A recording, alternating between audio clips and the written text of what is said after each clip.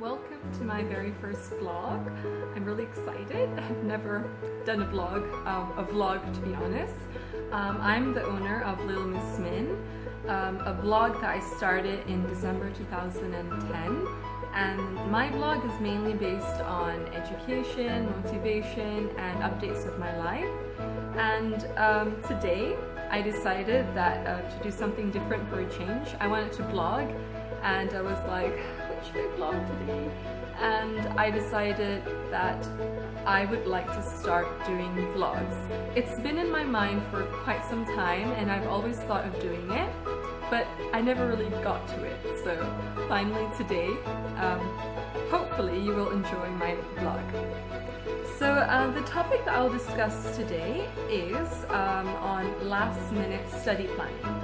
So how to create a timetable if you're studying at the last minute.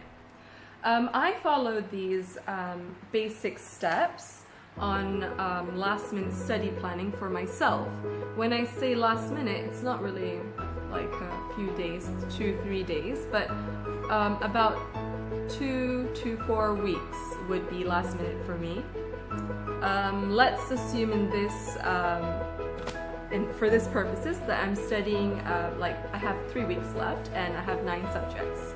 So 21 days, 9 subjects, that means we have about 2 subjects, 2 days per subject if I was only studying 1 subject per day.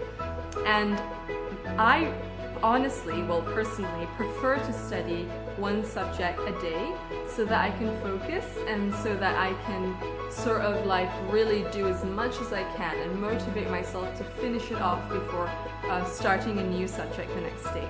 It really depends on you and what works best for you, and you can go up to 2 or 3, but I wouldn't recommend doing more than 3 subjects a day, because then you would get really, not focused and slightly disorganized because you're trying to do too much in one day.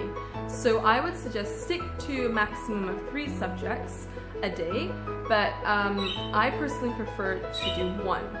So assuming that I have 2 days per subject, I would then go to step 4 and write down all the things that I need to do for that particular subject. For each of my 9 subjects, I would write down specific things. For example, math, write down all the formulas, practice past-year questions, discuss with friends, and then maybe if the math questions that I'm doing doesn't have any answers, then I would maybe email my lecturer to inquire on things that I'm not sure of. I will write this down in bullet points, all the detailed things that I want to do for each subject. So this can vary, and this really depends on the individual, on what you want to achieve for your exams and what you need to do for the subject. If it were something more like reading based, like biology, then you would be doing, you'd be writing things like read chapters 1 to 5, or look up additional textbooks, or write down short notes or mind maps, or then do past year questions, review experiments done in class or your lab book. So write down really specific things, because then step 4 is really crucial, because it will help you to feel more confident and more secure when planning your timetable and when studying day to day, because then in step 5, that's when you create on a separate sheet of paper your timetable. And your timetable should look something like this. Well, this is what works best for me. I like to create a box timetable, because then you can see what's going on, like sort of like an overview in a single sheet. If you can fit all of your boxes, great. If you can't, you can do it in like a really big A3 or A2 piece of paper.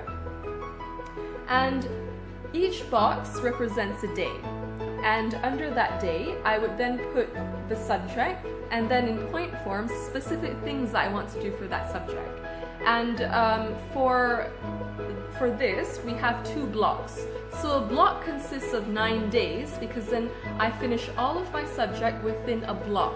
since I'm doing one subject per day, my block consists of 9 days. If I was doing 2 subjects per day, then my block would be shorter, so maybe it would be like 4 or 5 days. So within that block, you must have like a theme. What do you want to accomplish within that block of yours? And let's say, for example, in the first block, you want to cover past year questions and reading notes.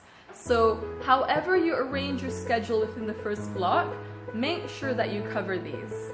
And when you're planning, try to plan it in a way that you don't do too heavy subjects consequently. So if you're doing like a really reading-based subject like biology or history, try not to put it right next to each other. So maybe like try a little variation. If Monday's math, Tuesday biology, don't do history on Wednesday. Try something more, you know, artsy like English or literature, and then go back to something sciencey on Thursday.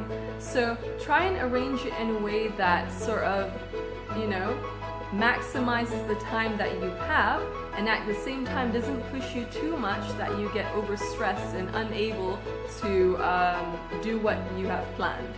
So these are some basic steps on how to plan a study timetable from me. I hope they helped, and if you have any questions, please let me know. Subscribe to my channel, and I hope these helped you. Thank you.